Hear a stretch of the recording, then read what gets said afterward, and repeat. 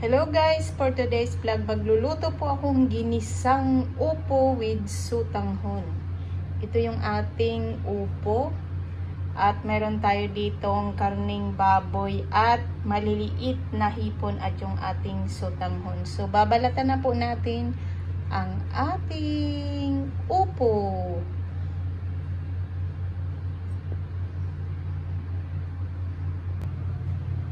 Ayan na guys, nabalatan na natin yung ating upo. So, hihiwain lang po natin ng maliliit at igigisa na po natin. Mag-isa tayo ng sibuyas at bawang para sa ating ginisang upo with sutanghon.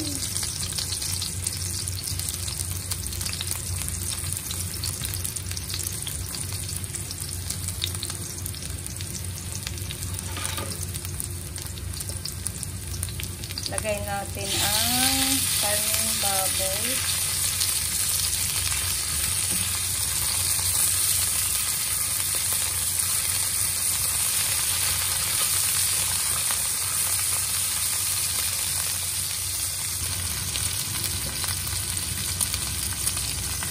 Next, hipon.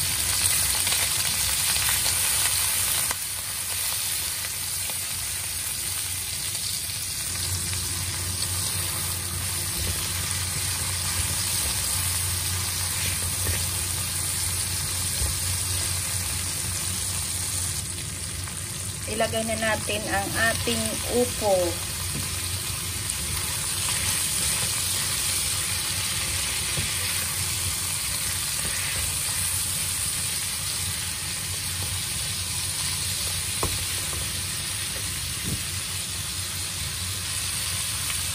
Lagyan natin ng konting sabaw.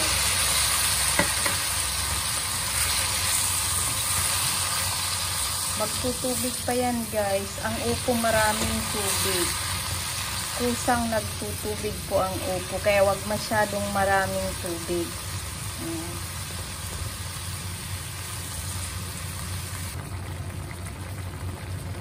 Ayan na guys yung ating ginisang upo with sutanghon. Di pa po natin nilalagay yung sutanghon. Ayan na guys, malapit nang maluto ang ating ginisang upo. Wait lang po natin. Kapag malapit na siyang maluto, saka natin ilalagay ang ating sutanghon. Tikman natin guys kung tama na yung ating asin.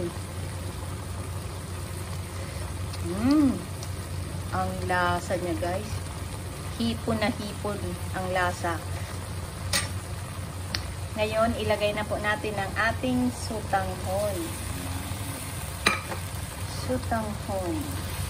Ginisang upo with sutanghon. Mabilis lang pong maluto ang aking sutanghon dahil ibinabad ko na po yan sa tubig para malambot. Ayan guys. Ayan, luto na po ang ating ginisang upo with sutanghon. Ayan, daming sahog guys. Ayan, off na po natin ang ating kalan. Ayan na po yung ating ginisang upo with sutanghon. Ready to serve na po. At syempre po, napakasarap at napakabango ng ating simpleng ulam ngayong araw. At kung nagustuhan nyo po ang aking simpleng ulam ngayong araw, please don't forget to subscribe, like, and share po. Thank you!